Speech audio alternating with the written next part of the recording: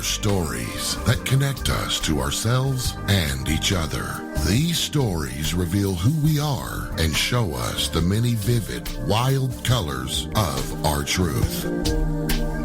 Welcome to Soul Wanderings, where we raise spiritual awareness and foster connections through these shared stories and personal experiences.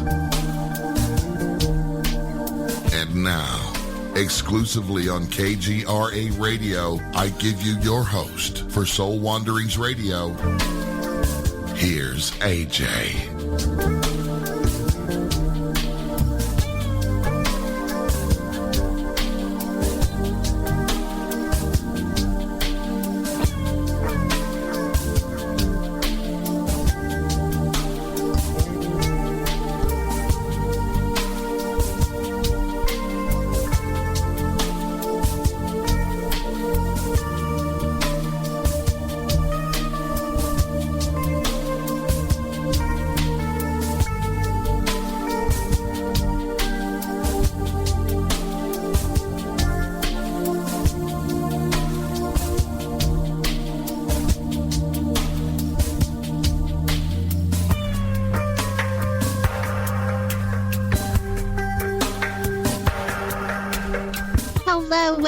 Welcome to Soul Wanderings, a show about journey stories. And we are hanging out here on the one and only KGRAradio.com, which is heard throughout our universe every Wednesday night from 8 to 10 p.m. Eastern. And we get to wander with a new guest about their authentic experiences through this human journey. It's so great to have you here with us for our live show tonight. My name is AJ Rasmussen, and I'm an owner and manager of an intentional, heart-centered healing space called Vibes, Mind, Body, Spirit. And it's there where I get to assist others in their journeys of healing the mind, body, spirit, and the heart. And I also have this opportunity to be the host of Soul Wanderings. If you guys are listening in with us live tonight, make sure you guys are hanging out in the chat room. It's hosted on KGRAradio.com. You could get there by going to KGRAradio.com/chat or just hit the chat room button. I hang out there and grab your questions if you have them for our guest. And if you do find yourself wanting to ask a question or two, you'll want to be there with us. And type those questions in caps so I can grab them easily. And we'll get started right away. All right, everyone, let's do this. Tonight, we are wandering with Marie D. Jones, and Marie is a best-selling author of nonfiction as well as fiction. She's a screenwriter, producer with her own company, Where's Lucy Productions. She has appeared on television and radio all over the world, as well as having hundreds of credits writing for magazine, short stories, articles, and more. She also has lectured widely on the paranormal, anomalous, cutting-edge science, metaphysics, and human consciousness. And now we get to share some time with Marie ourselves for some soul wandering. Hello, Marie. Welcome to the show. Well, thank you for having me. It's a pleasure. It is for me as well. I've heard so much about you, and you have so many pieces of works out there that I can't wait to learn more about. Well, yeah, I tend to keep very busy. I've noticed. I think I'm a workaholic. Maybe we can talk about that. But yeah, I love to write. I love to work. Are you a workaholic or just very passionate about what you do? You know what? It's both. Ever since I was a kid, I've just been really driven, and I had my hobbies and my passions, and I always knew I was going to be a writer. So I feel like I don't like to sit idle. It drives me nuts. I would not be a good person to take on a 2-3 week vacation, because I think after the first few days, I would be off somewhere working. I love to work. I completely relate. So I guess we're soul sisters. Good. Because sometimes I wonder, if maybe I should tone it down and force myself to relax. But well, if you're happy and you're doing what you love, why is that even an issue, right? That's true. Yeah. It's only when you start doing things out of a feeling of obligation, or I need to do this, or I should do this. But I'm kind of at a point in my life where no, I'm going to do it because it's fun and I want to do it. And, if other people have a problem with that, that's their problem. Exactly. It absolutely is. Well, I'm glad that you're doing you. That's very inspiring to others, that it doesn't matter what else is going on in everyone else's world. Just do you and be yourself, because you create some really amazing things in doing so, just as you have. Well, that's funny, because I think it took me, I think I kind of had a weird sort of roller coaster journey in that when I was a kid, when I was little, I was totally doing my own thing. I was really a tomboy. I loved to dig for fossils and get dirty, and I was always out in nature doing stuff. And I had my friends, but I really liked to spend a lot of time on my own, either reading or exploring. And then I sort of went through a long period in my maybe 20s and 30s into my 40s where I really kind of lost that. And I lost the authenticity, and I started doing things that I thought, well, I need to do this because it'll sell, or, what does my agent think I should do? And now I'm kind of coming back around to the way I felt when I was a kid again. It's like, I'm going to do what makes me happy. I could die tomorrow. I could live another 40 years, but it really seems to be pointless to make other people happy and not yourself. Well, isn't that what this human journey is about after all? It is about having our own personal experiences and being true and authentic to ourselves. Yeah, hopefully, because I have to tell you that I know a lot of people that are not authentic. They're not being authentic, and I see them kind of throw up a lot of excuses as to why that is. Mm-hmm. I feel bad for them, and I try to inspire and encourage people as much as I can. But you really can't help somebody. You can to a certain point, and then they have to do it for themselves. I'm really lucky though, because my son, I have a teenage son who's 18, and he's kind of listened to me when I tell him, look, yeah, you need to go out in the world and learn how to make money, but you need to also be happy doing it, or you're going to have a lot of health issues and lousy relationships. And so he's kind of actually listened to me on that. So we'll see. At such a young age. Good for him. Yeah. Well, he obviously has a great mentor and an example in his life. So good for you, Mom. I hope so. So far, so good. You have been on over 100 or so, like a ton of interviews, I've noticed. And when you've interviewed, there's always a specific topic, like you're sharing one of your new books or you're having a deeper discussion into an experience. And on Soul Wanderings, we talk about you, and we have organic conversation about anything that you want to share with all of us about who you are and your personal journey stories. Mm-hmm. So I want to begin with you, of course, because it's about you. we covered all of that. So tell me about yourself, Marie. Like, who are you, so people know who we're hanging out with the next 2 hours? Oh my gosh, that's such a hard question. Right? Oh my God.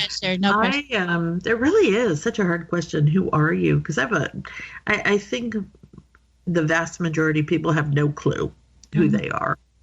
I would have to say I am such an observer. Oh my God, I observe everything. I love just watching how everything works, watching people, observing the world. And then automatically upon doing that, and this is how I've been since I was a kid, the stories start coming. Because I'm a storyteller. I was born a storyteller from what I understand when I was really small. like 4 or 5 years old, my dad's father, my poppy, used to make, kind of joke with me like, "Don't you ever shut up? You're always telling stories," but in a fun, supportive way. And it's funny because we found an old reel-to-reel of when I was little, because I was, I'm a child of the 60s and the 70s, and you hear my poppy saying, Riri, that was my nickname, "You're the only person I know who can turn going to the shoe store into a 2-hour-long story." And I thought, oh, there it was. It was set in stone from such an early age. And I like to look around, take in the world, and then kind of put it back out either in stories or with my nonfiction books, which I've done over 20 of them, sharing things that I learn that I get excited about. It's kind of like explore and then share. Maybe that kind of sums it up. But I'm such a tomboy still. I like to get dirty and get out there and, play in the dirt. I kind of really miss that. When when I was a kid, my dad was a scientist. My mom was real artistic and creative. So I had the best of both worlds there. And I remember my dad one day at dinner, I think I was 7 years old, saying, "Oh," my brother was into dinosaurs, so they were talking about dinosaurs, and he said, "Oh, there was a point when our whole neighborhood was underwater, and, the little light bulb went off above my head." I thought, I bet you I could dig and find some fossils. So the next day, my mom said, I asked for a spoon, and then I came in and asked for a bigger spoon. And then I asked for a shovel, and then she went and looked out the window, and I had dug a 4.5-foot hole in the backyard and found fossils of seashells. So I was able to prove my dad right. And so that's who I am. That's me. You tell me something, I'm going to run with it and make sure it's correct or not. But that was fun. That was one of the coolest things I think I've ever done. Is I just said, "Hey, my dad said something really interesting. I need to go check it out and see if it's real." And it was, and I still have that jar of fossils to this day. Oh, that's really cool. I kept it. Yep. So many of us take our entire lives to figure out who we are, what our passions are. And you seem to have found that at such a young age. Well, it's weird how you sort of come full circle, because not everybody is meant to do what they love to do as a kid. I knew I was going to be a writer just because I was writing everything down. But I wanted to be a lot of things, but the number one thing, the number one passion, I wanted to be a jockey. And people, have a hard time believing that. But my dad was really into the great racehorses. I grew up, knowing about all of the greats all the way back into the late 1800s. And I wanted so badly to be involved in that world. I rode horses. I jumped them. I did hunter jumper. I never became a jockey. I got a little too big. And it's funny because recently I kind of have felt that pull to go back into that world, but this time as an owner and an owner and breeder, which is what I would love to do when I retire, if I ever retire. But I also a little. Yeah, as a kid, I used to love to go to, my aunt lived on the beach in Connecticut and pick seashells. And I thought to myself the other day, it has been decades since I went and found seashells on the beach. And I live in San Diego. We have a lot of beaches. But interestingly enough, not a lot of them have seashells. So I'm kind of thinking, well, where could I go? And a lot of my friends told me Sanibel Island in Florida is like seashell haven. So that's on my bucket list. Yeah, a lot of the things that I loved as a kid, ghost stories. I really got heavily into the paranormal, writing and researching, because as a kid I was absolutely obsessed with UFOs and aliens and ghosts and Bigfoot. I have no idea where that came from, but it was a huge obsession. And that's kind of stuck with me. So I think for people that don't know who they are, sometimes going back to when you were the happiest is a good way to sort of uncover that. I've heard that recently. Go back to the point in your life where you felt the most happiest and complete and start from there. Yeah. And again, you may not, maybe you wanted to be a pirate when you were a kid, and that may not happen. But what was it about that? Probably you were really adventurous and you were really into exploring, and you lost that as an adult, having to work the job and raise the family and all those things that kind of numb us down. But yeah, I think that's really been cool for me is to kind of, I found my son and I are going through my storage room because we want to have a really big garage sale and just get rid of a whole bunch of stuff. And I found amidst thousands of books and all kinds of stuff, boxes and furniture, I cracked open a box and there was my little tiny red bird collar that I had my mom send away for in the back of a magazine. I saw an ad as a kid. I have no idea what magazine. And it's this little metal and wood thing that you twist and it makes bird sounds. And as a kid, I used to go outside for hours and I would be using that thing. I don't know what I was saying to the birds, but that was like just a prized treasure from my childhood that I found the other day. I was like, oh, cool. So I started twisting it and turning it and see if any birds responded.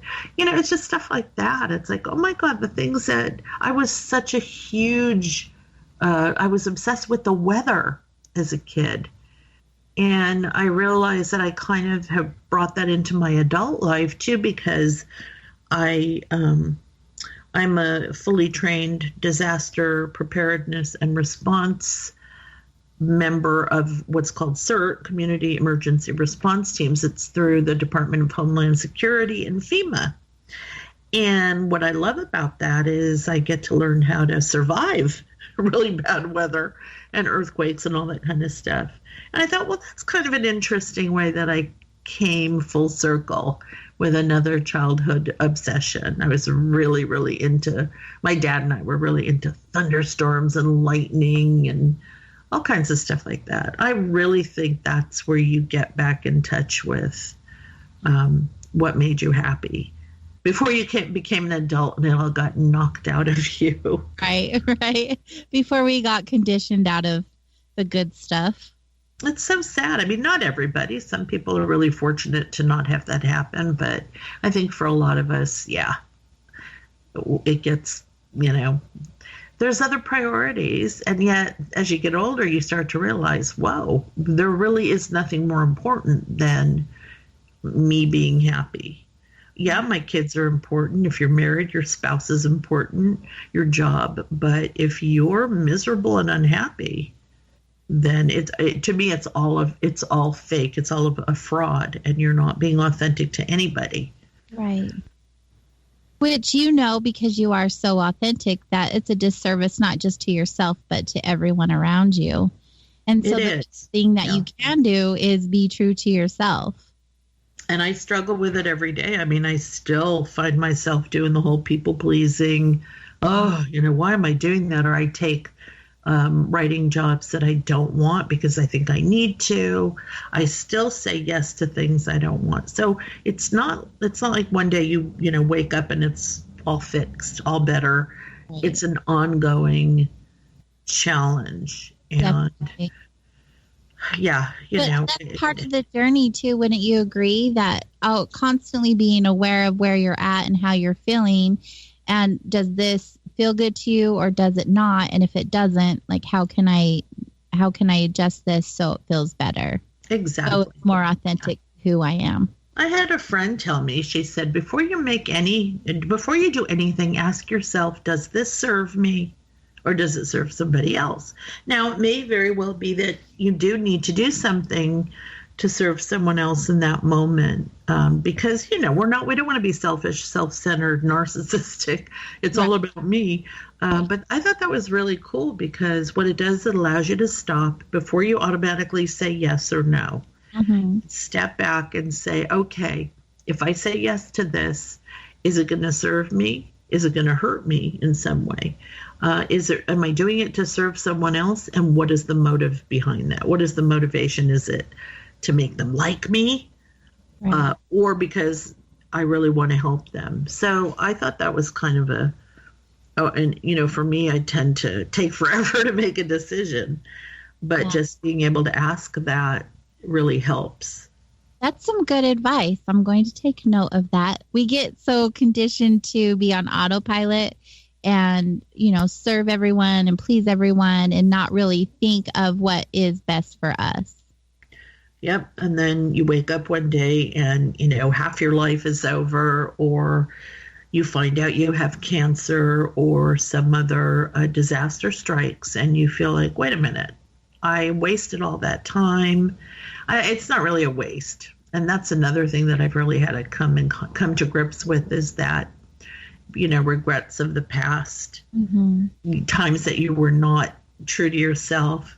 You kind of have to go through that. You have to learn. I think you have to learn what it feels like to not be true to yourself in order to really know what it feels like to be true to yourself. Otherwise, how would you make that distinction? Right. I agree.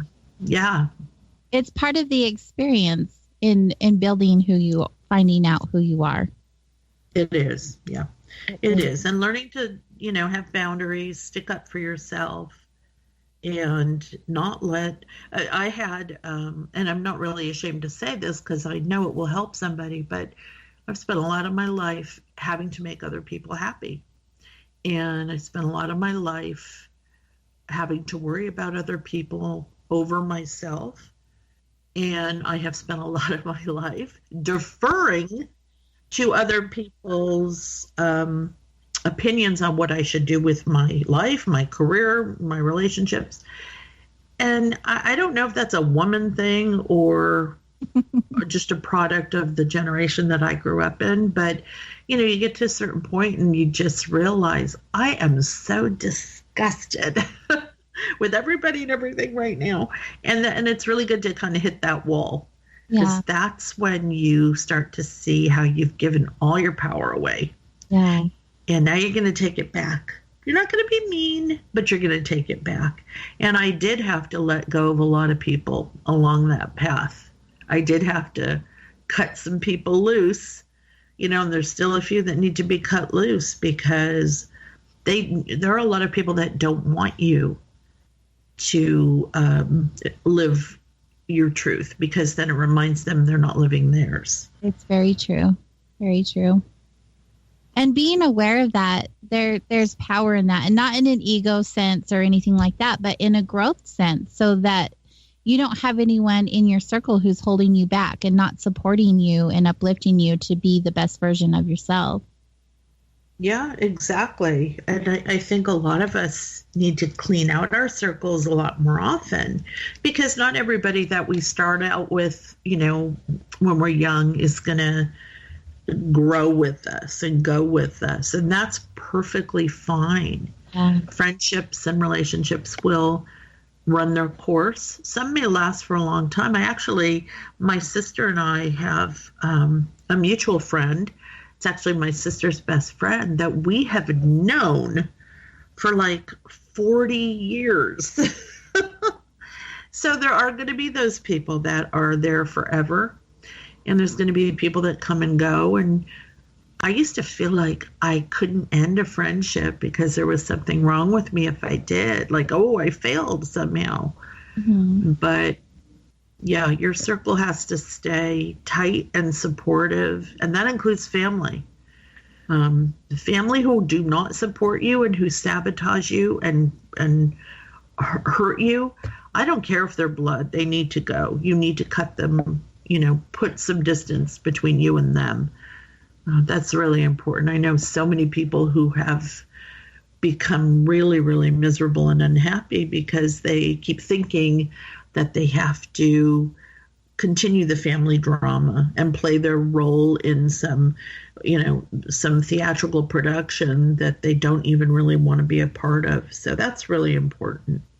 It really is. And it's not just good for our personal growth, but it's also good for them if they're taking note to the changes that are happening because you're growing.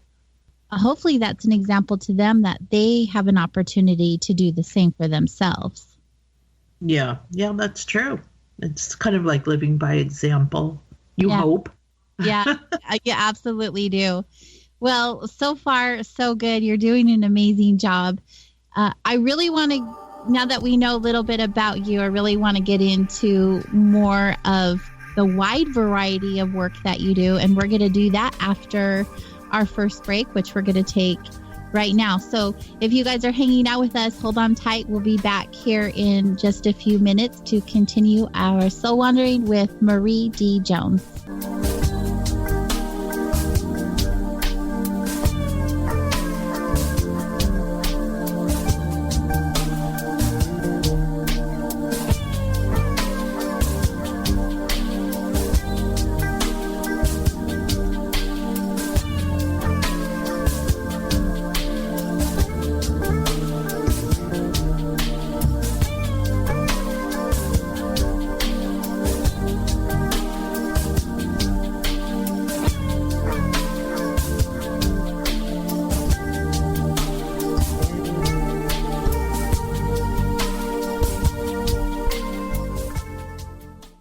Hey, KGRA family, are you looking to show the world that you're a true believer? Well, shop now at thesaucerbrand.com.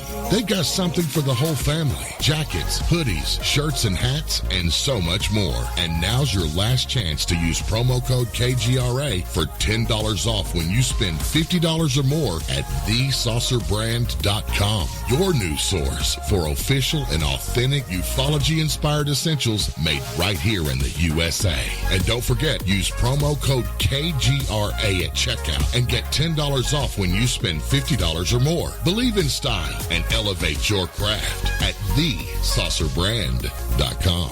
And look for them at The Alien Con, June 21st through the 23rd. So, you love talk radio? Then you'll love TalkStreamLive.com. TalkStream Live is always on, 24/7 with the best streaming talk shows. Find your favorite talkers and discover some new ones. It's free, readily available online or on mobile with any smartphone or tablet. Finding your favorite talk shows all in one place has gotten a whole lot easier. Just go to TalkStreamLive.com. Be sure to download the free apps from Google Play or the iTunes App Store. You know, food was different 60 years ago. It was minimally processed, free of pesticides. It was nourishing and healthful for your body. Today, GMOs, pesticides, herbicides, and heavy processing have depleted the nutrition of our food supply, which takes a toll on our health and energy. It's harder than ever to get the right nutrition.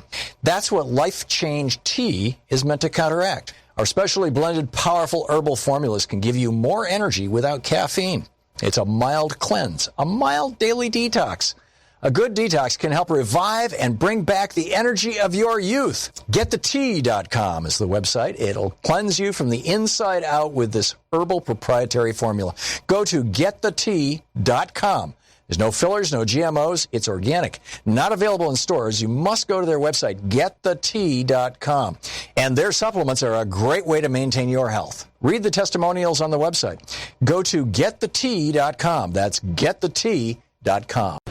This is Richard Dolan, and I want to brag for just a second about the incredible authors I publish under Richard Dolan Press. Some of the most innovative and well-researched books in the field of UFOs and beyond that you'll find anywhere in the world. Incredible UFO encounters, the cover-up, the experiences by ordinary people, Russian UFOs, psychic phenomena, consciousness, synchronicities, and owls. Yeah, it's all there, and it's all fascinating reading because I would never publish a book that isn't. To learn more, go to richarddolanpress.com. It's not a lifestyle we chose. We were born this way. KGRARadio.com.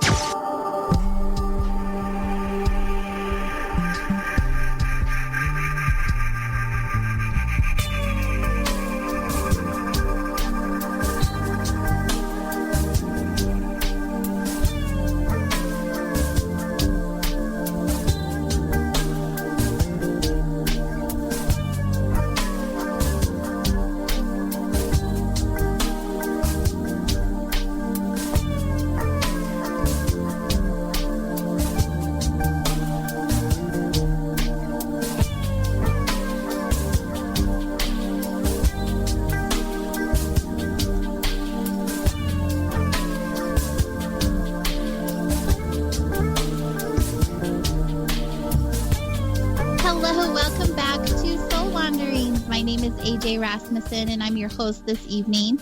We are wandering with the amazing Marie D. Jones this evening, and she is so many things, but she's a writer, a filmmaker, a producer. She does all kinds of stuff, you guys, and we're going to get into that more as we get more into this wandering. Welcome back to the show after this commercial, Marie. I'm so happy that you're here. Oh, thank you so much. So when I say there's a lot of things that you do, there's a lot of titles. You have, and you're a workaholic, as you stated before. You have a lot of things going on. So bit by bit, let's share, what's in the works for you. First of all, you're a writer. That's something that you've been passionate about since you were young, is the whole storytelling. But your writing there's a wide variety of it. You have books in the metaphysics, the ufology, and all kinds of stuff. So why the wide variety? Are you just fascinated with all of these topics, or? Yeah. I mean, so the nonfiction books kind of came about in a weird way. As a kid, I loved writing short stories, and as a teenager, I wanted to be a novelist, and then I got into wanting to be a screenwriter. I wanted to write fiction. And so I wrote a lot of short stories. I actually sold quite a few when I was really young, and I started writing novels, and I wrote some screenplays, and I took a lot of classes and tried to improve my craft and all that. But for some reason, I could never seem to quite get anywhere. One day out of the blue, I even remember the room that I was sitting in and where I was living at the time. And I said, I was married at the time. And I said to my husband, I feel like writing a nonfiction book. It was like I had never had that desire before. And I said, all right, I'm the kind of person where I would say, hey, let's want to do this. Let's see if we can do it. I said that I said to my husband once, I want to make a children's video. So we went and we made a whole line of them, and they were called Gigglebug Farms, and we sold them and we made money and blah, blah, blah. So I thought, I want to write a nonfiction book. So I sat down and I wrote one, and it was sort of a humorous book of spiritual commentary called Looking for God in All the Wrong Places. And it was just about how people, again, we're talking about authenticity, how people look for everything that they need, always externally outside themselves. I think it sold like 10 copies, but it got me my first agent, Lisa Hagen, who I'm still with today. And from that, what looked like a failure because it didn't really sell any copies, she took me to a publisher, New Page Books, and they said, what do you want to write? And I said, I want to write a book about paranormal and quantum physics. And, dead silence. And my agent said, that might be a really hard thing to sell. And I said, well, that's what I want to write.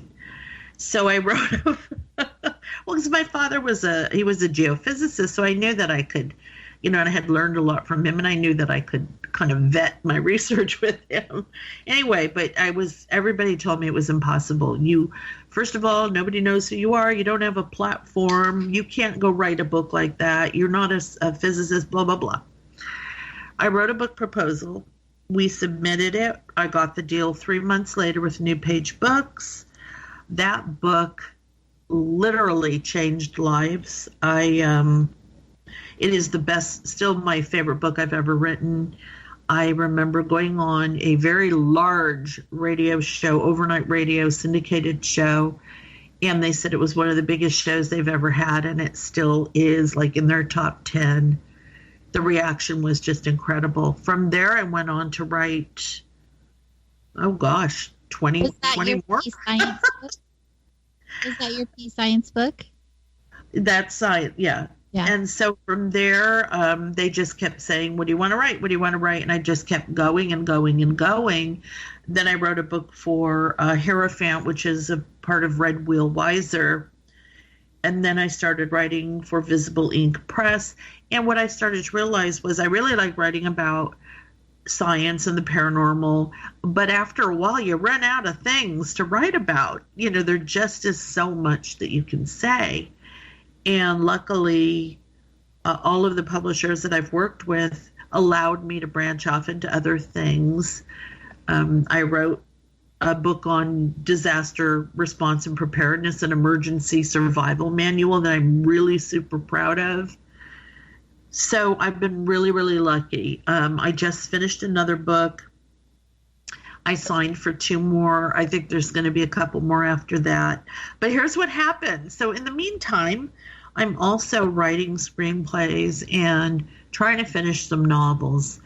And only recently in the last couple of years did I realize that I really felt like I needed to go back again when I was young, you know, to that love I had for fiction, because I had kind of abandoned it. Even though I'm successful as a nonfiction writer and I absolutely love it, it's my day job. I really felt that need a couple of years ago to kind of, okay, I'm going to slow this down. Instead of doing 2-3 books a year, I'm going to do 1, maybe 2. And I've been getting back into the fiction and screenplays. And now I've found a group of people that I'm making independent films with. And I'm, you know, trying to balance the two, but definitely returning to my first love, which is fiction. So that's kind of in a nutshell how that journey has unfolded. Do you love the fiction because you are such a storyteller? Yeah, I mean, I feel, oh my gosh, I was working on something today, and I feel like a little kid. I get giddy with excitement. It's so much fun. And I had forgotten that for a long time, because nonfiction is a whole different kind of fun. What's fun about nonfiction is I get to take a subject and I get to learn everything I possibly can about it. I love doing research, and I think I'm really good at it after 20 books. And then I get to go share that with the readers. So that's fun. But it's not the same feeling as creating a world filled with people that did not exist until I put them on paper. I think that's the excitement of fiction. And, being able to do both. And I also write screenplays, and I think I'm really good at all 3. That's not normal from what I'm told. But from early on, I just could not stick with one. And I really beat myself up about that for years. I thought, well, I should just be doing nonfiction, or I should just be writing novels, or I should just be writing, I can only do one. I'm not going to succeed or be any good, but I couldn't do it. And, you know, I had a couple of people that I really looked up to who said, you don't need to choose one if you like doing them all. Mm-hmm. Just learn how to do all of them as well as you can and balance it out. And that was really huge for me. Those are some good friends. Yeah, because a lot of people were saying, well, maybe you should just focus on one thing, but that's not who I am. Yeah. You don't understand. You're right. And if you have the ability to do all 3, why not? Exactly. We do have a question from the chat room. What is the most unexpected fact or skill that you have learned while researching a book? Oh, my gosh. Good question. Oh, right? Good heavens. Oh, my God. You know, so skill-wise, I just finished a book. It won't be out till next year, called Earth Magic. And it's about herbal medicine, kitchen witchery, using herbs and plants to cure diseases and illnesses, blah, blah, blah. Something I knew very little about.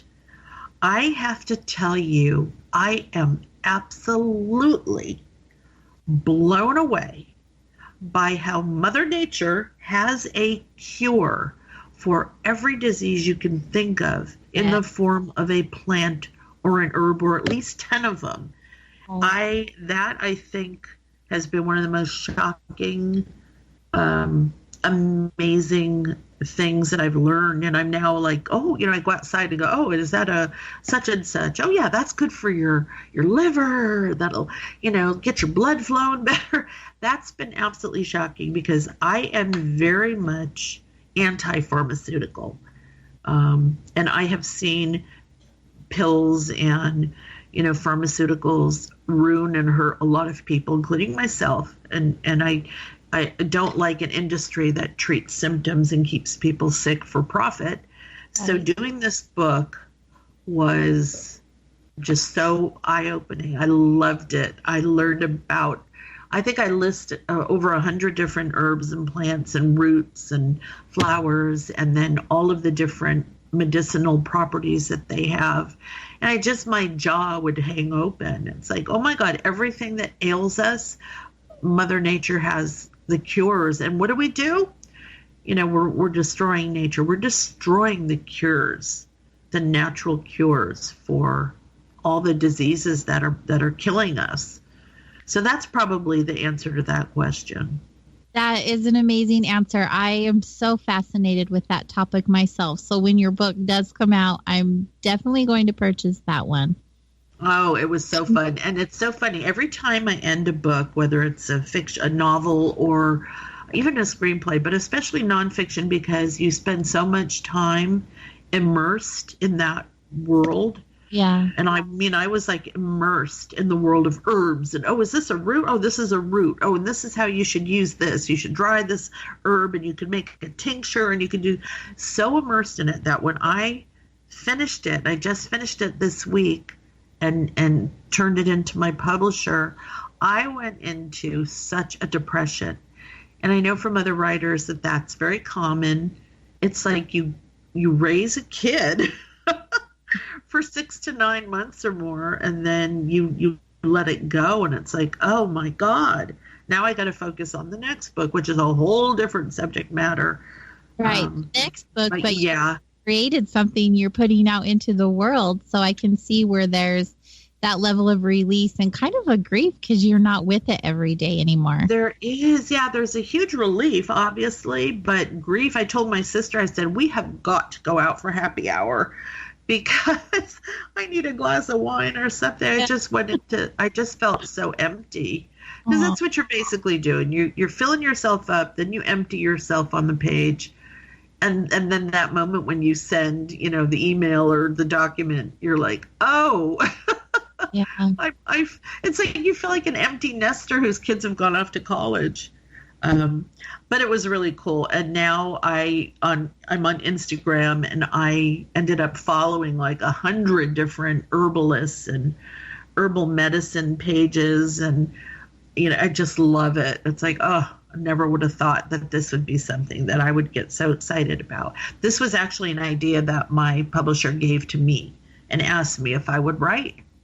And, I thought, oh, yeah, that sounds interesting. Herbs and tinctures and potions and all this stuff. But it's so cool because I have publishers who allow me to just send them a million ideas, and we go back and forth and, oh, well, maybe this or that.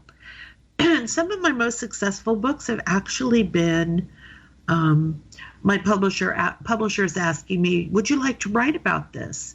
Probably the most successful in that area is 1111, The Time Prompt Phenomenon. Which I think is my most successful book. I was going to ask. And that was a suggestion from the publisher. Wow. So there are some things that you get asked to write and you're like, yeah, I'll write them, and not really feeling them. You end up really enjoying the process and learning from that experience. Yeah, I've said no to a couple of things that I really, didn't feel like I was the right person for. But 1111 was one. And I didn't even know what the 1111 time prompt was at the time. Mm-hmm. Now, of course, I see it everywhere. Another one that was presented to me was a book on deja vu that I thought, well, how can you write a whole book on deja vu? And I said, all right, let me try. And I was writing with a partner at the time. And we actually came up with an absolutely fantastic book, The Deja Vu Enigma, which is all about the mysteries of the mind and consciousness and memory and the power of belief, the power of suggestion, just all this really cool stuff. So that was another really fun one that I probably never would have thought up on my own. Oh, that's so neat because you're becoming aware of all of these other experiences and you're getting to explore them on a deeper level. That's so Yeah, cool. it is fun. It really It's a lot of work, though. Yeah. Well, It's I've never been gifted with writing. My best friend is a writer and I see what she has gone through and I can't wrap my head around it, but the amount of work that I see goes into it is just incredible. There's so much that goes behind the writing and, being meticulous on what you're sharing with the world is itself. Definitely with nonfiction, if you have to do research and people think all you do is sit, you're not doing anything. It's like, try using your brain for 8 hours and then you tell me how it feels. Yeah, people have no idea, even with fiction, because you have to world build and make sure everything makes sense. But it's exhausting. So I kind of had gotten to a point a few months ago where I thought, oh my God, I am so exhausted. I think I'm going to quit. I mean, for me to say the Q word, of course I never would quit, but I really felt like I'm burnt out. I can't handle this anymore. And that's when I kind of started to realize, I'm going to slow down on taking on too many things at once and plan things out a little bit better. And once I do that, I'm really, really good at checking things off my list and getting my deadlines done. So I'm hoping next year will be a little bit less writing and a lot more marketing. That's something that I just really have not been able to do as much of as I would like to, is market and promote. Because publishers don't do a whole lot of that anymore. It's really up to the writers now to do that. Yeah, I've noticed. Even getting in a hold of guests, that's a thing. You really are a self-promoter of your own works. Yeah, even the bigger publishers, they'll do a little bit more. If you're Stephen King or somebody like that, of course. But most writers, doesn't matter if you're doing indie publishing on your own or traditional publishing, you really, they can't afford anymore to send you on book tours and do a lot of stuff. You really have to hustle on your own. And so I do know that is something that I've neglected. I also got yelled at by a really good friend of mine who's kind of a bit of a mentor about not paying enough attention to the business side of things.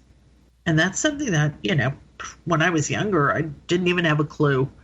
I never looked at that. So now it's like, oh, yeah, this is a business and I need to really, now that I'm older, really make sure that I pay a lot of attention to that. It really is a business. I have another question from the chat room, and this goes more to the other types of writing you do. How often do you include characters in your books or screenplays that are representative of people you have in your life? Oh, that's an awful question. No, I'm just kidding. Are you kidding? All the time.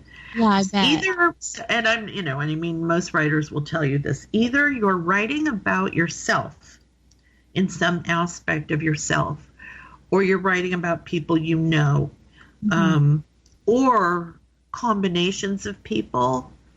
So, yeah, that's very common. I don't know that anybody would be able to identify themselves, though, because there's one thing us writers are good at is reading between the lines and understanding who people are when maybe they don't even know themselves. We're so observant. I bet. Yeah, but absolutely. And I think that that's just natural. I mean, we observe, we listen, we talk to people, we hear their stories, and those stories become part of the stories that we're writing. I mean, really, we're writing life stories, whether it's a character that we made up or, a nonfiction, you're writing a biography or something. But with fiction, those characters, even if you're writing high fantasy or sci-fi, they're still going to be going through things that everybody can identify with. So, but I don't think anybody would be able to really identify themselves because you do kind of mix and match Yeah. Well, and of course you don't use their name. Oh, please no. Not unless you want to get sued. But I think for most writers, it's also your characters are extensions of yourself, and like different parts of yourself too. Tell me more about that process. How would it, like, different parts, how you feel about yourself or different personalities that you play? Well, if you're writing a novel, you may have a character who is either similar to you or very dissimilar. I think characters represent different aspects of our personalities that we maybe are not so forthcoming with. I wonder about women who write erotica. It's like, okay, but they're like frumpy housewives in reality. So like for me, I love to write sort of masculine things like sci-fi, horror, thriller. And one of the characters I'm writing about now is an airplane crash forensics expert. Now, I'm not that, but I'm fascinated with it because she has to be detailed and meticulous and comb through fine detail, and I'm not that.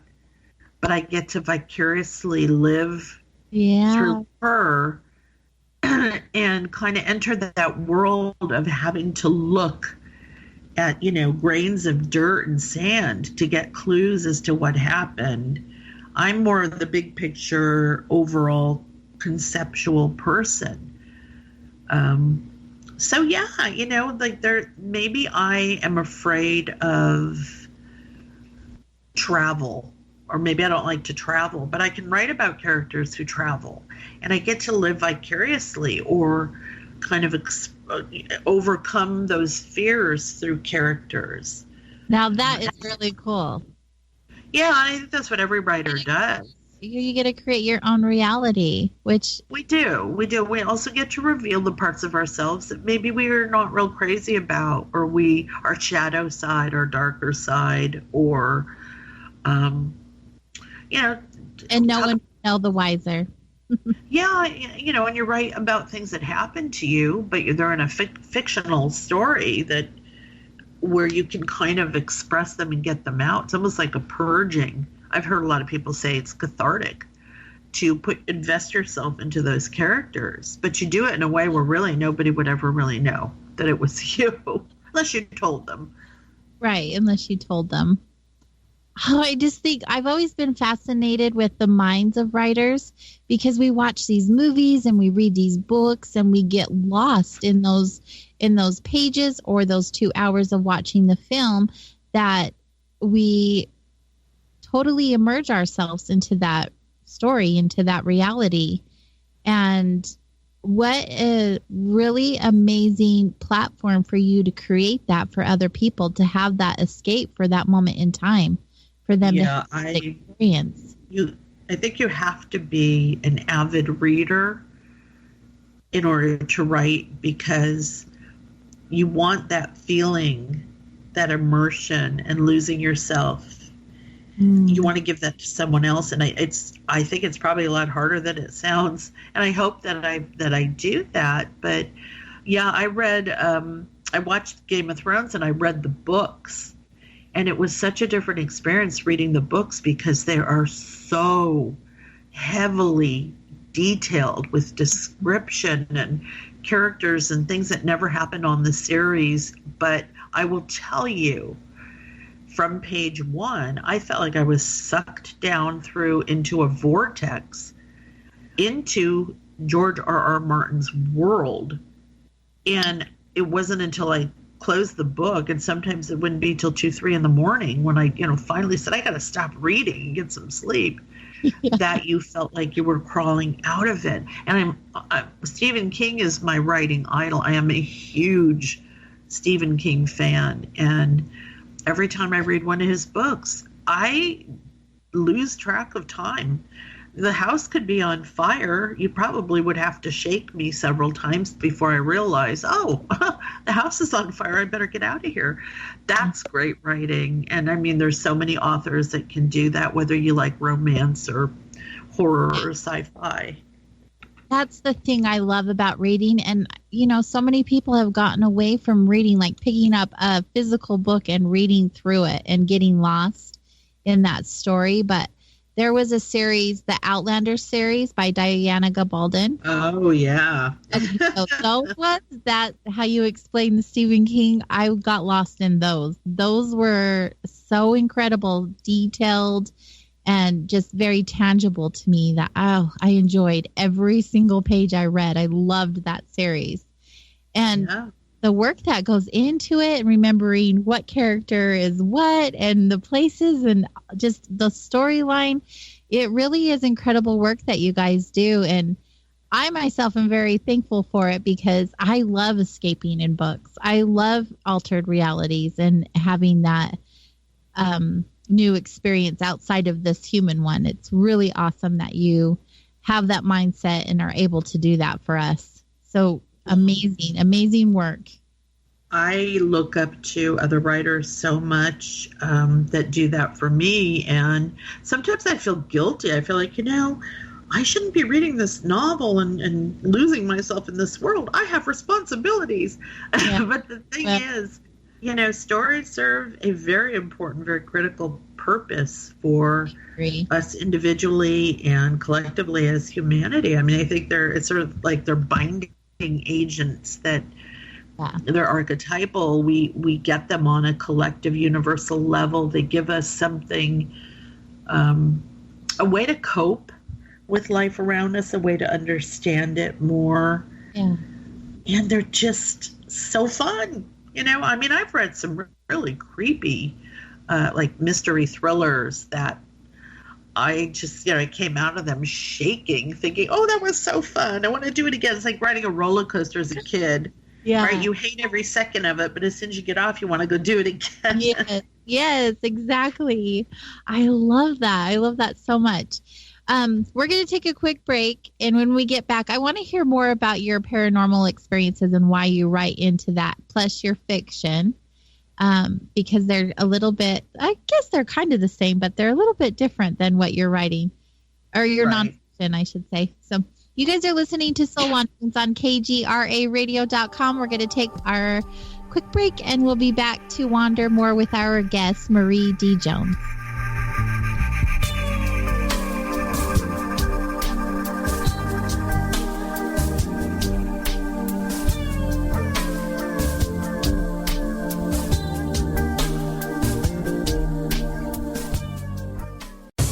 Listening to the KGRA Digital Broadcasting Station, Salt Lake City, Utah, Van Buren, Arkansas. This is Richard Dolan announcing a new exclusive content website, richarddolanmembers.com.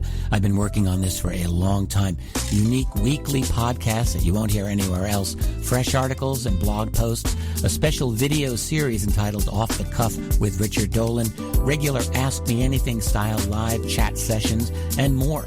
This is a full-featured member site where you will get my insights, my updates, and be able to interact directly with me. To learn more, go to richarddolanmembers.com. Hi, it's AJ from Vibes, Mind, Body, Spirit. Have you been searching for unique items to create or add to your sacred space? What about tools for your holistic healing? Or those one-of-a-kind magical ingredients to manifest your desires? Well, look no more, because Vibes has a variety of items to assist you in your spiritual journey. From crystals to candles, incense to books, tapestries to jewelry, OnlineVibes.com has what you're seeking. We even have some thoughtful and mindful gifts to share with your friends and family too. Visit us at OnlineVibes.com from the comfort of your home, or give us a call at 385-244-1099 to have your order beautifully packaged and sent directly to you or a loved one. And right now, take advantage of the coupon code KGRA at checkout to receive 15% off any order. Remember, online, VIBEZ.com.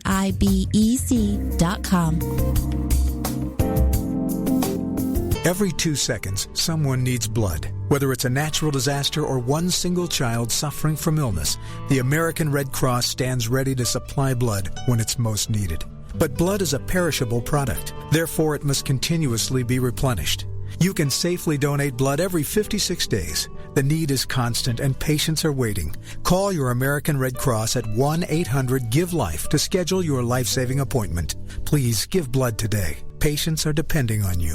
Around the world for decades have come high strangeness reports of mysterious aerial lights, beams, animal mutilations, human abductions, secret space and military programs focused on an alien presence. One reporter of these Earth mysteries is Emmy Award-winning TV producer, writer, and editor Linda Moulton Howe. She reports and edits the science, environment, and real X-Files news website, earthfiles.com. We are moving from the paradigm that we are alone in the universe to a new one in which we are not alone. And something out there is interacting with us, our animals and plant life, forcing glimpses of other realities upon us. Linda has produced 4 large books about these phenomena with hundreds of color images and illustrations that reviewers such as New York Times best-selling author Jim Marrs describes as an amazing accumulation of evidence. All her books, An Alien Harvest, the 2-volume Glimpses of Other Realities, and Mysterious Lights and Crop Circles, along with documentaries, are available in the shop at earthfiles.com. Now you have the inside contact for Alternative Talk Radio. The Planet. KGRARadio.com.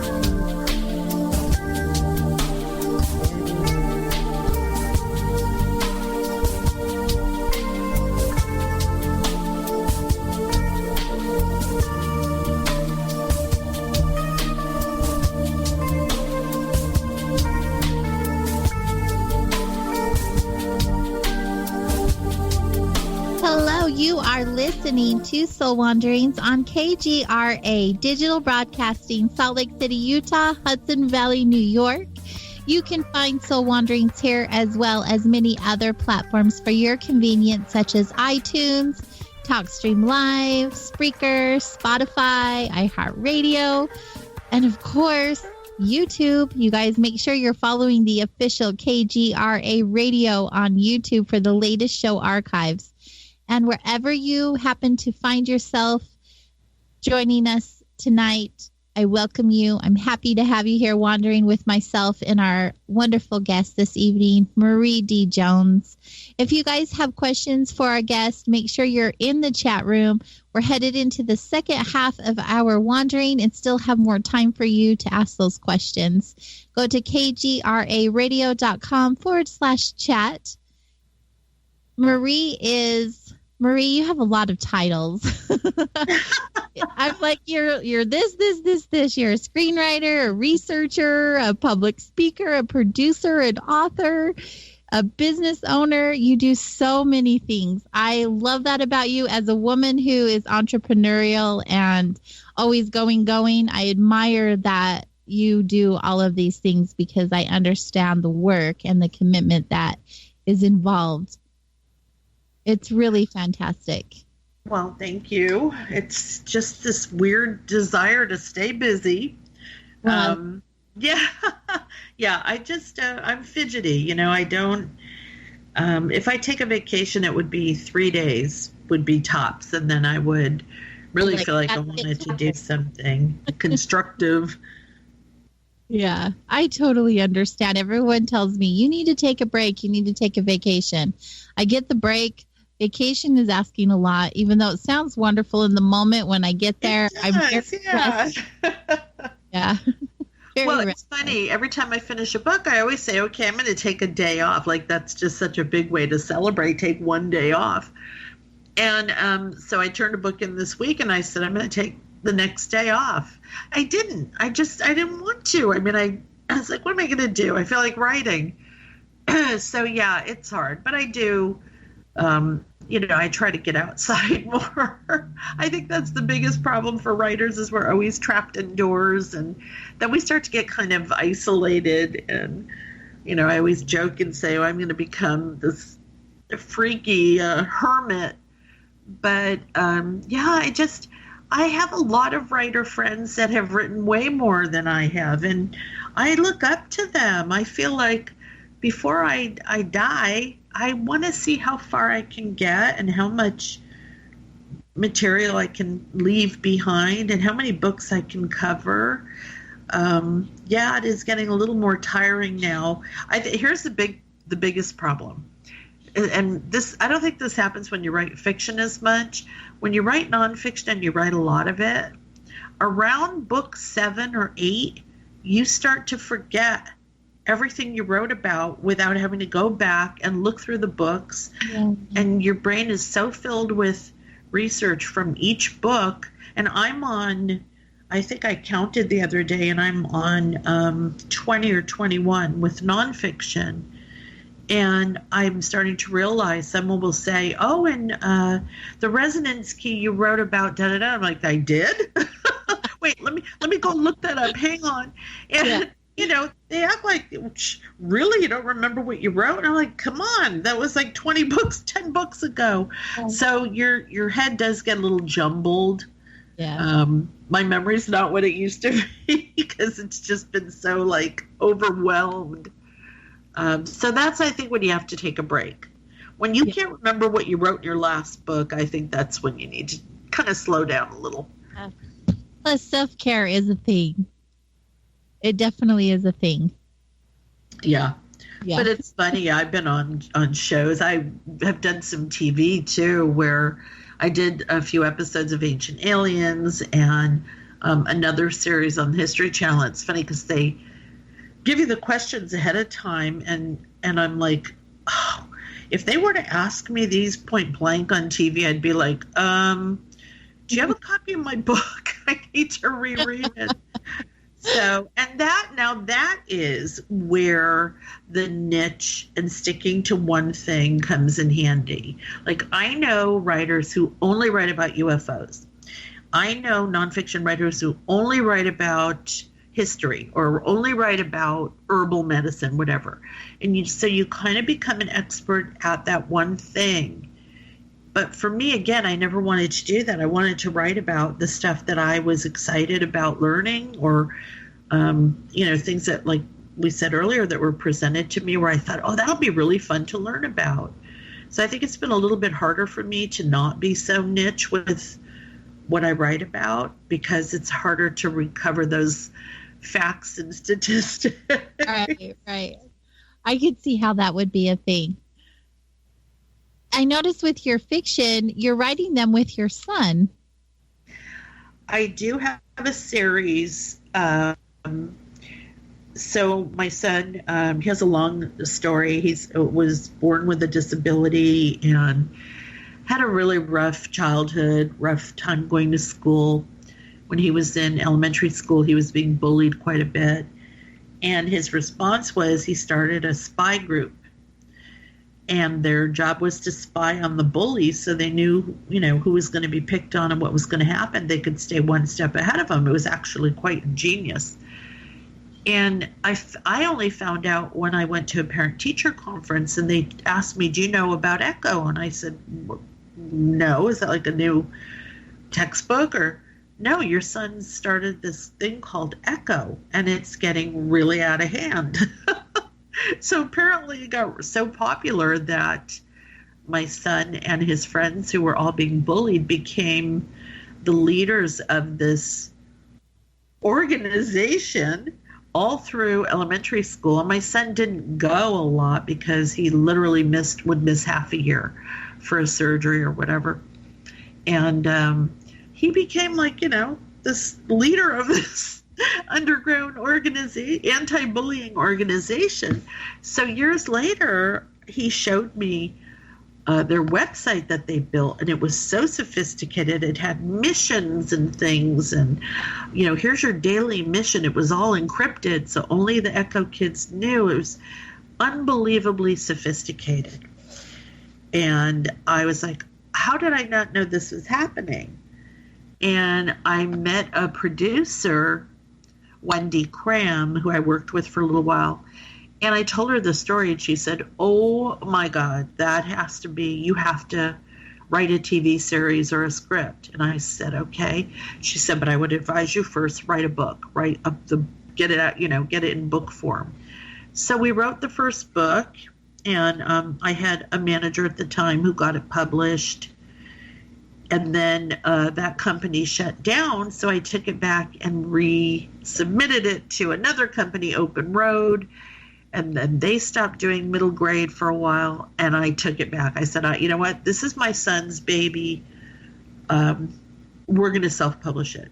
So we re-released it ourselves. We re-released ECHO 1. We released ECHO 2 about 6 months ago. And we're working on ECHO 3. Now, he is now a teenager. He graduated from high school, but he's still the advisory board of ECHO. And it was just absolutely ingenious what he and those kids did. They took a terrible negative situation and they turned it around into something that was empowering for them and for all the other kids, too.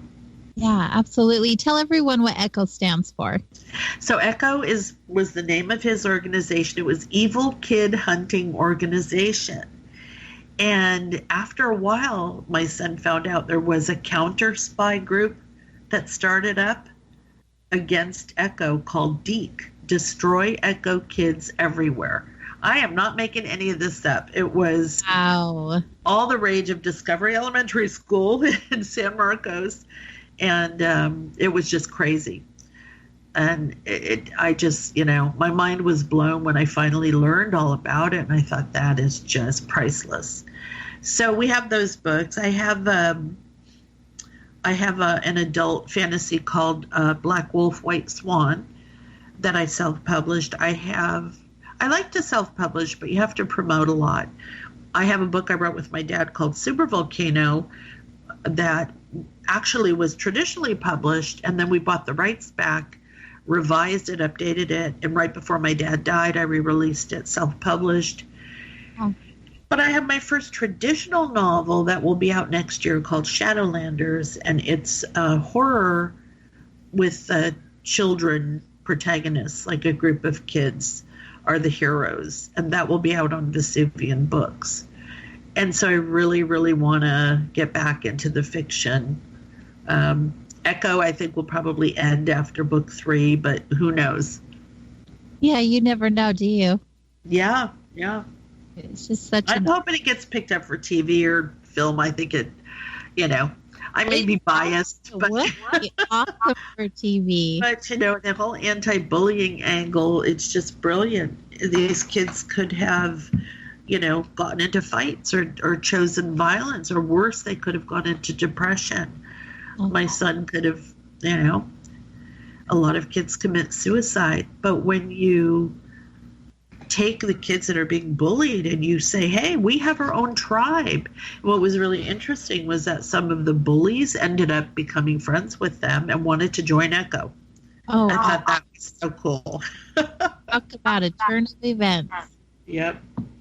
That is really neat. So in your second book with Echo, it's titled Worldwide Alien Resistance. How does that come into play with the whole evil kid hunting organization? Right. So when we set out to write it, I remember my manager and I were talking about, well, should you just write it the way it happened? I thought, well, I don't know. I think it'd be really fun to bring in like a real sci-fi alien element.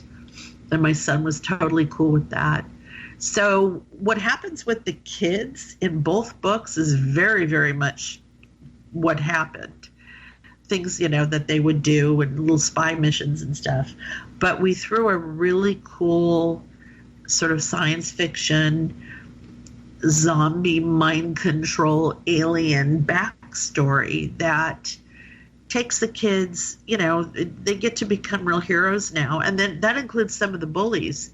Mm-hmm. Where they realize they need to team up because they're being bullied by something even bigger than them. They're being bullied by aliens. Mm. So it's a real fun way for us to expand on that. And so the next book is Echo 3 will be Kids versus Aliens. Nice. Very cool. So do you work on more than one book at a time? Yes. It sounds like it because you're all over the place with your different writing. Oh, again, I have people say you shouldn't do that. You're splitting your focus. And, yeah, I can work on. Go ahead. I can work on a book, like a nonfiction book, a screenplay, and a novel, all at the same time. I mean, I'll work on the book one day. I mean, I can write all of them in the same general time frame because they're all so different. Yeah. I don't think I could write 2 novels at the same time. And writing 2 nonfiction books at the same time is so much research. I think my brain would explode. Yeah. But, it works if you're not all doing it in the same format or genre. It definitely is easy for me to do that.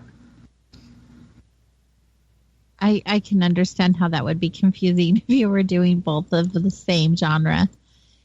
Yeah, and there are writers. What I love about writers, for every writer, there's a different way that they do things. And there are writers that work on one project at a time, and they'll work on it for years. And they'll maybe spend 5 years on one novel, and then they do the next one.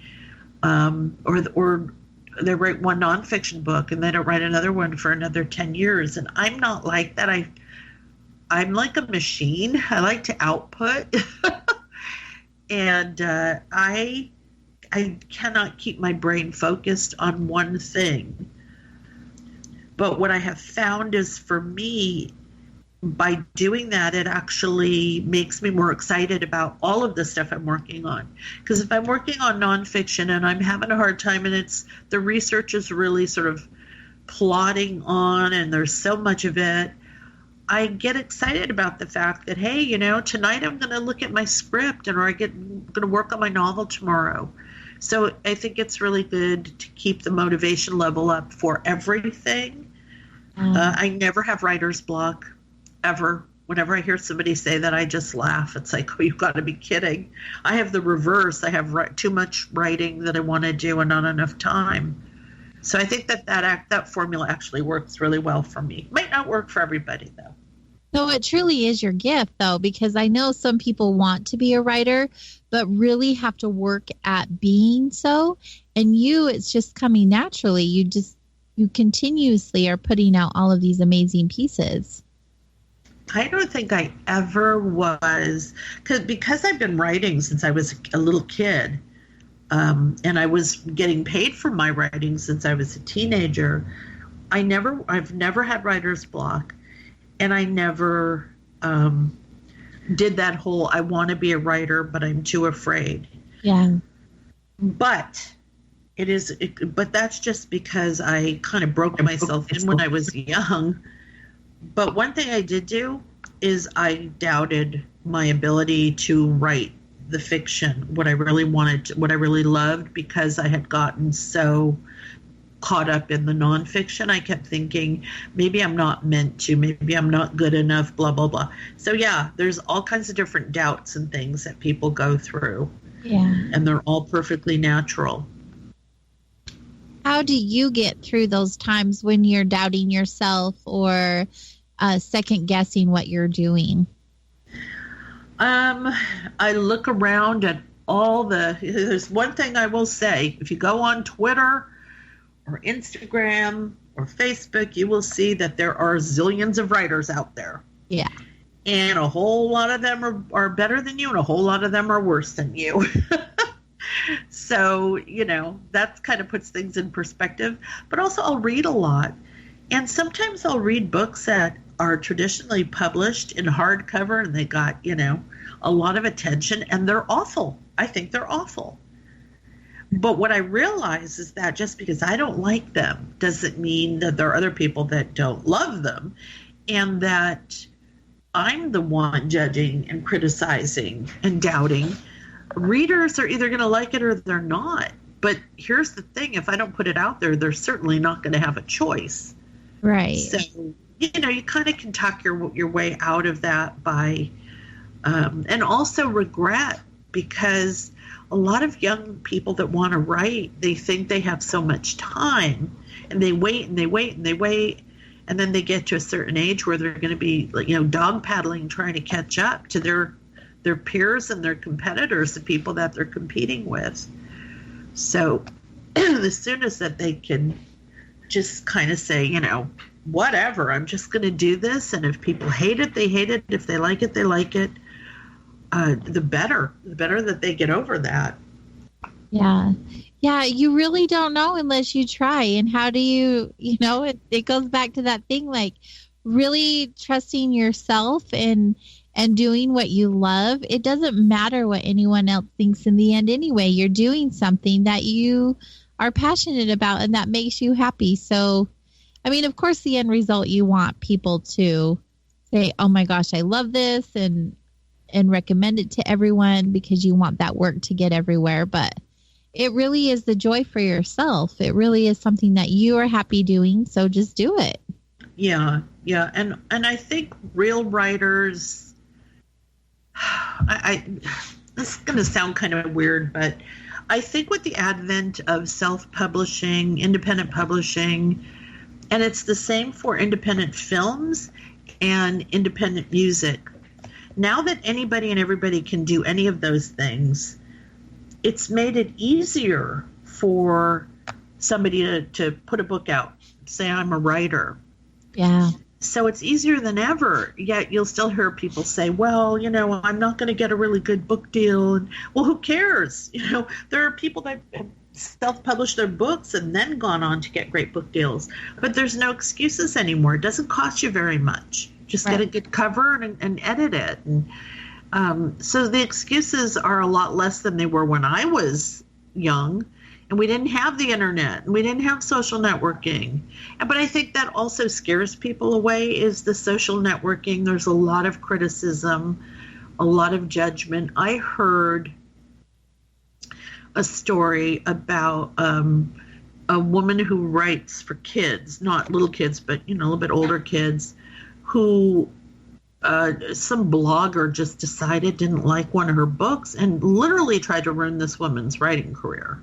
Just a jerk, probably a wannabe writer who never had the guts to do anything. There's people out there like that. I have had people leave me bad reviews because of some personal, thing that was like, did you not even read the book? And that stuff is going to happen. But, don't read your reviews.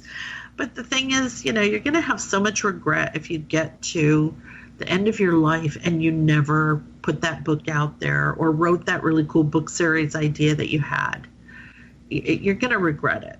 It may not have been a huge success if you did it, but you know what? If you had 1,000 people that read it and loved it, that's really cool.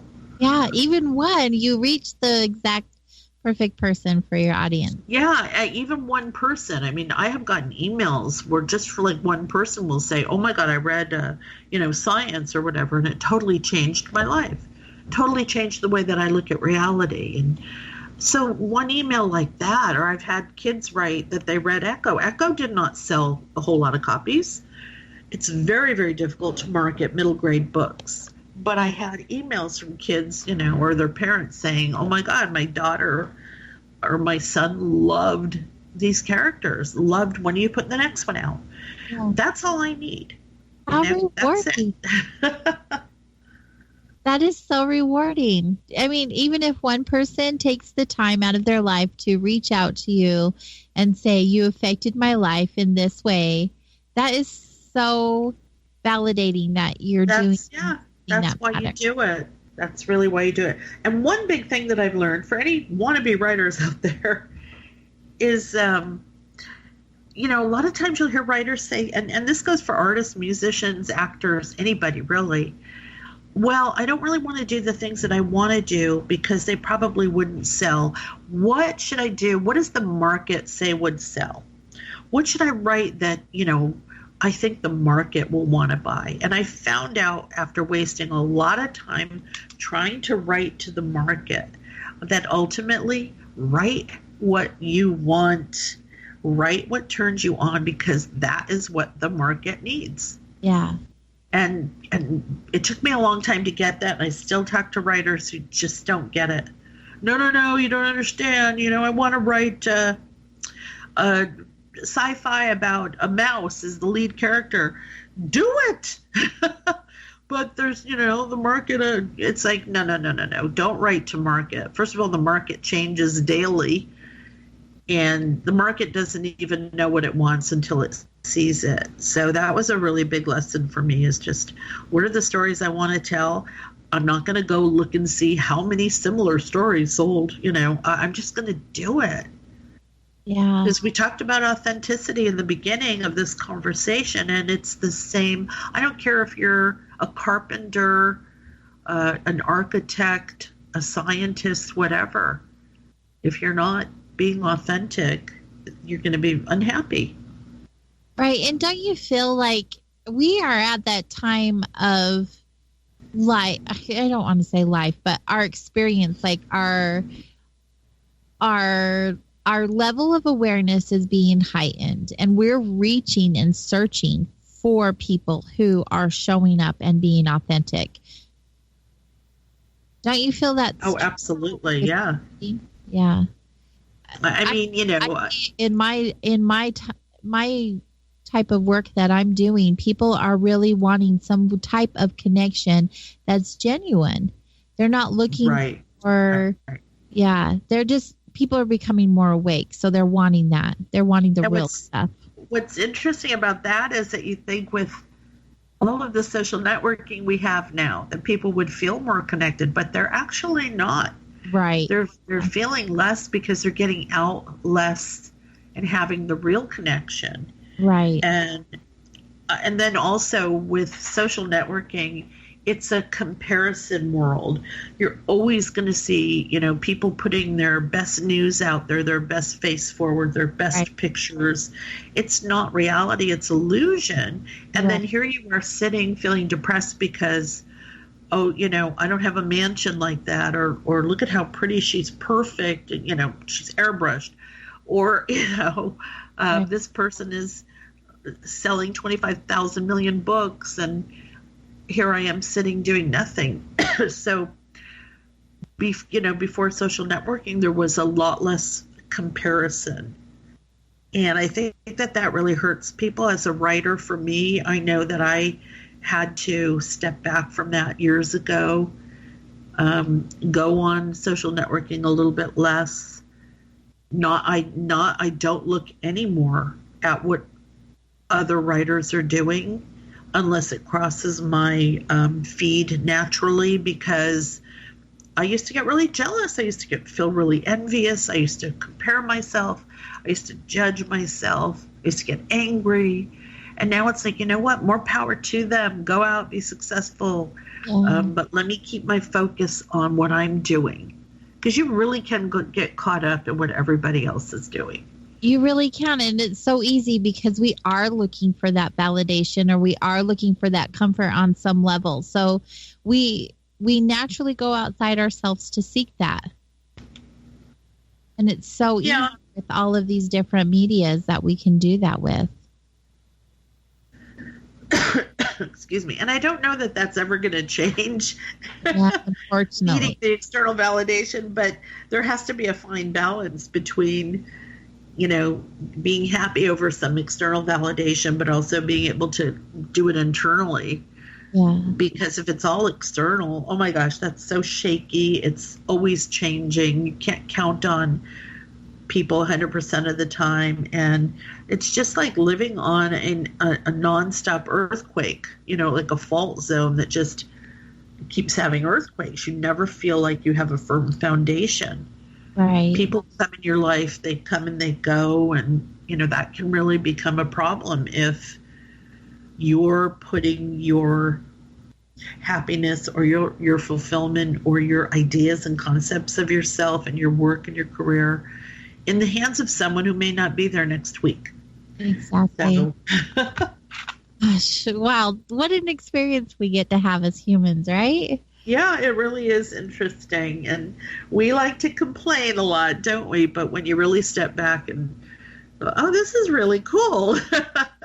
Yeah. Even the bad times, it's like, but I'm alive. I'm not dead, and I'm going to get through this, and that gives you more stuff to write about later. Right. Oh, it's so good. So I have some more questions from the chat room. Let's get those answered. If you do not feel inspired to write at a certain time, what do you do to regain your inspiration? I never, I can be incredibly lazy, despite the fact that I have so much stuff out there. I kind of can be lazy, and but what I do is I have a routine. Like if you set a structure or routine for yourself, then you fall into the habit of doing that. So, I'll get up, I'll check my email, make my coffee, I sit my butt down, I turn the computer on, and I start. I have in the middle of my desk what I worked on last night, what I want to work on today. If I'm feeling really sick or really down, I could skip a day of writing because I'm always writing in my head. Or maybe I'll go do some editing. So I'll do something else, but it's still helping to move things forward. On really bad days, I'll read a novel by somebody else, and then I get so excited to go back into what I'm doing for fiction. For nonfiction, I think a lot of times the research gets you excited again. Like I may, sit at my desk going, oh my God, I got to research, the medicinal properties of apples. And then I'm like, oh my God, I didn't know apples could do that. So it's like, if you just sit down and do it, all of a sudden you'll get right back in, and you'll be inspired and motivated again. And you know what? Worst comes to worst, you have a really, really bad day, just chill out, watch a movie. Yeah. If as a writer, even watching movies and TV shows is good for me. I'm looking at other people's stories and how they tell them. I'm doing research. Good excuse, Marie. Good excuse. I know, right? See, I get to say that about I could read a magazine. It's like, oh, I'm working. I'm just doing some research. Don't mind me. Watch movies. I have to see what, a good movie is like. I have another question. Do you have a favorite time of the day or night when you do most of your writing? And do you have music playing, or is it quiet while you write? Oh my God. Okay. So I have my routine.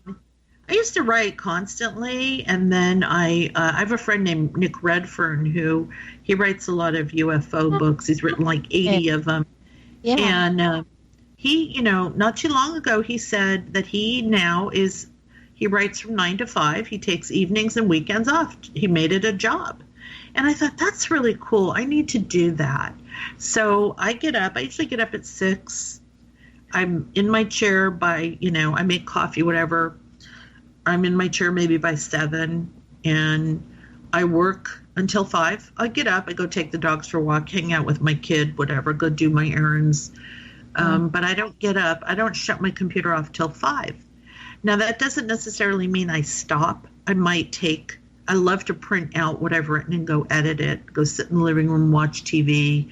You know, my mom and I watch game shows, watch something, a movie, take the dogs out on the back patio, whatever.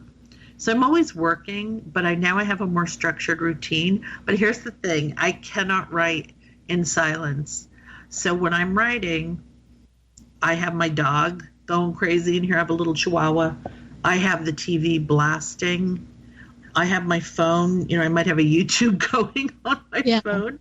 I have to have background noise because if it's too quiet, then I start to think too much. And I don't think that that's good for writers. I think as a writer, you need to just kind of let it flow and then do your thinking later when you're editing. Mm-hmm. So that's, I'm pretty good about discipline, but I have to have a lot of noise. Yeah. I can empathize with that completely. I always like the background noise. Whatever I'm doing, I like to have a YouTube or some music going on in the background. I feel like it helps me with my processing, so I don't get too deep in my thoughts. It does, yeah. I will put on like the Property Brothers or Hallmark movies.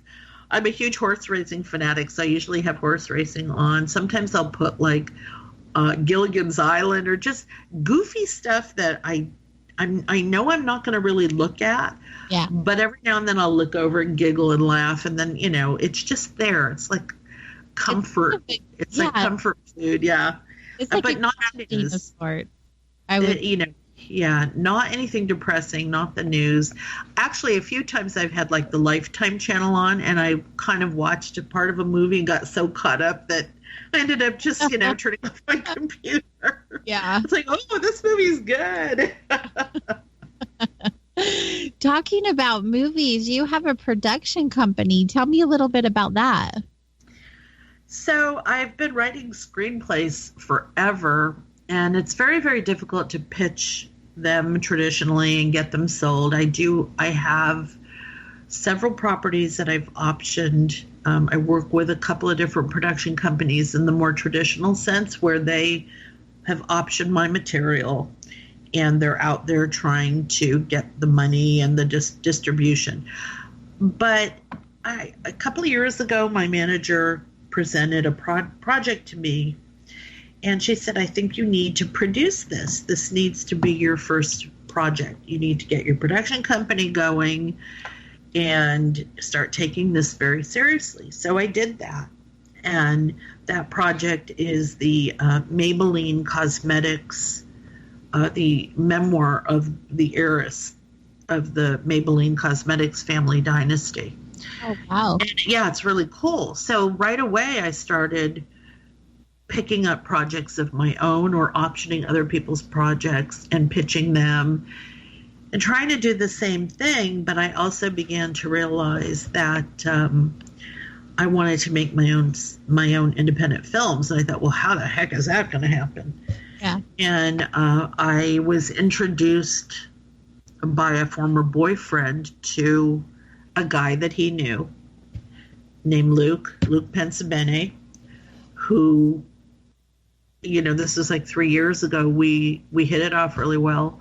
We started sitting down, coming up with some ideas. We started doing some traditional pitches. And then I said, I really want to make something. And he had done it many times before. He knew how difficult it was, the money and the time, blah, blah, blah. So about 6 months ago, I did a short film for another director, Neil Payne, that I met via a friend on LinkedIn. And I wrote it and I executive produced it, but I didn't get to be on set. And it was so cool. So I went back to Luke and I said, do you think we can make a short film? And I had just discovered that Stephen King, my idol, has what are called dollar babies. This is a program that he offers to independent filmmakers that you can option one of his short stories that have not been made into films or TV for $1, and you can make them into a short film. And I thought, oh, that would be really cool. Do you think we could do this? And, 3 days later, Luke had a director for me, producers, lead actor, crew. We picked the story. I banged out the script. We shot in May, and we finished shooting in 2 weeks. So I have that, and then right from there, I'm going to be making my own feature film this fall. Awesome. And another short after that, and then next year, a second feature film. So, yeah, I mean, I never thought that. Girl, check you out. It's weird. It's really weird. I mean, I'm really grateful that I got to meet the right people. And it's just, I try not to question it too much. But, like indie filmmaking, indie books, indie music, there's no excuse for people to not be able to do those things anymore. There just isn't. You don't have to wait for that publisher or music. I worked at Warner Brother Records for 7 years, and I saw bands begging for record deals. And I saw really crappy bands get deals and good bands not. And nowadays you don't need a record company. You could do it yourself. Right. Same thing for films. Same thing for books. It's just such a great time to be able to do that. Yeah, it definitely is. It's a creator's world right now because we are so self-promoting and standing in our power, and this is who I am and this is what I can do. It's really it is, yeah. A place to be. But again, you do have to also understand that there is a business side to it. If you want to keep doing it and be successful at it, if it's a hobby, then you don't need to worry about that. But I think one of the biggest failures that I've had and that I see with other writers is not taking the business side seriously as quickly as we should have. Then you kind of realize, oh, I should treat this like I own my own business because I kind of do, and it's me. I do. Yeah. Kind Took me of a while on that one. Yeah. You definitely are owning it, and you're rocking it. I'm so just blown away by the amount of books and media that you've been in, like guest writing and TV and interviews and all of those things. You are just really killing it. I'm a huge advocate for women in business and doing these things because as a woman, it's empowering. It's a beautiful thing that we can do this now. Well, and I think it also helps you eliminate things that you don't like when you try everything. Like I'm not crazy about being on TV. And I don't like to travel a lot. So even though I'm a pretty good public speaker, I've limited that quite a bit. So I think it's really good to really kind of do a lot of things and then pick a small handful of things you really love to do. Like I love to do radio. I love to write. I love being on the set. That was so fun. And then, because I remember reading and hearing that too, that focus on the things that you like to do and don't do the things that you don't want to do, and it'll balance itself out. Like I'm not gonna try to be a life coach because I don't feel like that's my calling, even though it might be really fun, really cool to do. So I think it's really finding where you belong and then just really sort of putting the blinders on and I think it depends on how driven you are. I'm really driven. I always have been. But I know people who are not. They're just kind of out there going with the flow, and it works for them, and that's fine. That's, as long as it works for them. But even so, you write a lot of books that are inspirational and motivational and knowledgeable. So you say you're not a life coach, but you're sharing all of these amazing discoveries and research and experiences that assist people who are on their life journey. I think I do life coaching for free. Yeah, exactly. That's what I'm saying. Like, you're really doing it, even though you say you're not doing it. That's another huge career that you're seeing all over, the social networking and the internet and stuff now. And the more people I think that try to have their own business and do the entrepreneurial thing or, excuse me, some kind of creative endeavor, the more they need coaching and support and help that they might not be getting from the people in their lives. So yeah, life coaching is huge. It really is. And there are so many people who are becoming life coaches, but the really cool thing is when we work on ourselves and we find that inspiration and motivation, all of those things from other people, and really step into our own power and our own truth, we're life coaching people all around us because we've been through that experience, and we're showing them how to show up for themselves by showing up for ourselves. Yeah, I agree with that. It's living by example. Yeah. And when I had my son, I became really aware of the ways that I was and was not doing that for him. So I make a lot of mistakes, but I try to show him, most of all, more than anyone, you can do whatever you want. It's going to be really hard. It's going to be feast or famine, but you can do it, and it's fun. It's exciting. You're always going to be able to call your own shots. And there have been many times when I didn't do that, and I paid the price, but I learned, and now let me kind of help you figure that out too. So, yeah.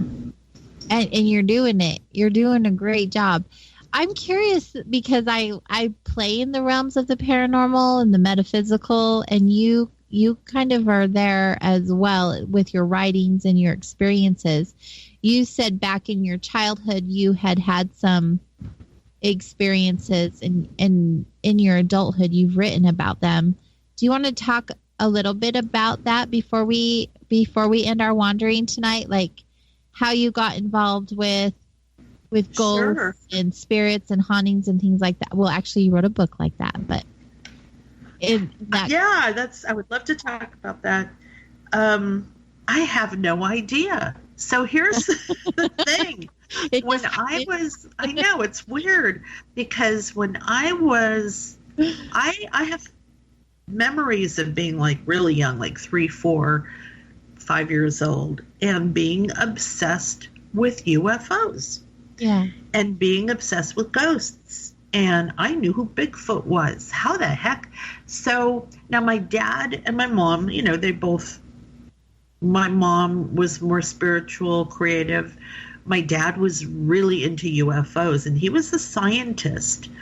And so I grew up with the understanding that science and the paranormal, they could coincide together. There was no problem with scientists who believed in the paranormal. In fact, they more than anyone wanted to know how it works. What is it? Where does it come from? How does it manifest?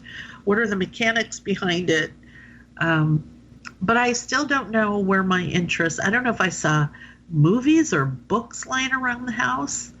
I just know that from a very early age, I was wanting to go to the library and read about them. I was dreaming about UFOs and aliens, and it really, really grew on me. I was really into Nancy Drew books when I was really young, the mysteries. And, just from there, like when I was a teenager, I was really interested in the occult, and, it's always been a presence in my life. And then when I got to the point where I'm a writer, maybe I'll write about this stuff. So yeah, it just seemed really organic. When I was 15, I had a really close friend who was having poltergeist experience in her home, and it was very serious and very, very terrifying. And I remember trying to help them, and I couldn't. They were Lutheran. Their church wasn't even able to help them. I remember, going to the library. This was before the internet, and doing research, and boy, can I learn how to do an exorcism, which was probably a really stupid thing to think, but just was always there. So while I was always writing, there were things that were very steady throughout my life, and that was writing, an interest in the paranormal, especially UFOs, and my love of racehorses. Those three things were constants throughout my life. And when I got older, I joined MUFON, Mutual UFO Network. I ended up creating a group in San Diego. I was the VP of a Los Angeles MUFON group. I got really heavily involved in dealing with abductees when they first began to become public. Wow. This is back in the early 1990s. So I wrote for a number of UFO publications, and then I just started writing the books. Where I'm at now is that there isn't a whole lot new to discuss in the paranormal field that hasn't already been presented and written about, but we are seeing a very unprecedented reemergence of UFO activity, which I think is really cool and really interesting. Oh, cool. So I think it's just because, I grew up feeling like I loved science, I loved nature, but I always was very much aware that there were things that were going on that were in the unseen realm, but they were there. Are you there? Yeah. Oh, it just dropped off all of a sudden. Oh, okay. Yeah, no, It's really cool that you're actually not just fascinated with it, but having the experiences with it. I didn't have really direct experiences. Like, I don't think I've ever seen anything directly. They've always been kind of vague, but enough to, enough keep to me interested. Yeah. Well, you have such a wide variety of topics that you write about that you're talking about archetypes, you're talking about science, you're talking about like mind control, like the deja vu stuff and lost civilizations. You're just like all over the place, which I love about you. I think it's really awesome that you are able to research and develop this content in the way that you have, because it is variety. It's so awesome. You're an amazing woman. Well, thank you. How can people get a hold of you and your different books and things of that nature? They can go to my website, which is mariedjones.com. Okay. And I'm on Instagram, marie.d.jones. Facebook as Marie D. Jones author, Twitter, Marie D. Jones, LinkedIn. You're all over the place. Yeah, I'm all over the place. The books are sold in online and brick and mortar stores, and they are all, I believe, at this point out on audiobook, and many of them are in the libraries. So they should be out there. That is so cool. I'm just curious before we end the show, because we are having to wrap up. What is your favorite? Do you have a favorite book that you've written, fiction or nonfiction, or even one of your screenwritings? What has been your favorite? Well, the Echo books are my absolute favorites, but nonfiction, science, the PSI science. It was my first big book. It was a book that my dad helped kind of make sure that I had all the physics right. It was so cool. Just the way the book was received by scientists and people in the paranormal community alike. Forever, that will be my favorite book. That is so cool. And in fact, as you say that, I'm reading here in the chat room that one of the listeners actually just ordered that exact book from you on Amazon. You're having the show. Well, thank you. That is one book I would love to do a revised version of soon. So I might have to press the publisher for that. Yeah, put that on your list of many things that you're working on. It has been such an honor and such a joy to have you soul wandering with us and getting to learn, having the opportunity to learn more about you as a person and then all of the amazing things that you are accomplishing in your life. Thank you so much. Well, thank you for having me. It's gone by so fast, which, you know, it happens so fast. Conversation always does. Yeah, in this last hour, we didn't even have a commercial, so it did. Right. It went by so fast. And I do have to give out a shout to Alan from Paranormal Now, who referred me to you to contact you as a guest. So thank you, Alan. Yes, thanks to Alan. I am thankful for this opportunity, Marie. It has been such a pleasure. I'd love to have you come back and soul wander with us again after you produce and write some more. After I have another 10 projects, which will be out next week. Yeah, I would love to come back anytime. Thank you so much. Wonderful. Thank you. Thank you so much. Take care. Hey, next week on Soul Wanderings, we welcome to the show our newest guest, Renee Johanna. She is a professional life coach and intuitive consultant who has recently written her first book, Welcome to Awakening, How to Be Free in the Human Experience. So be sure to join us next week for another live wandering with our newest guest.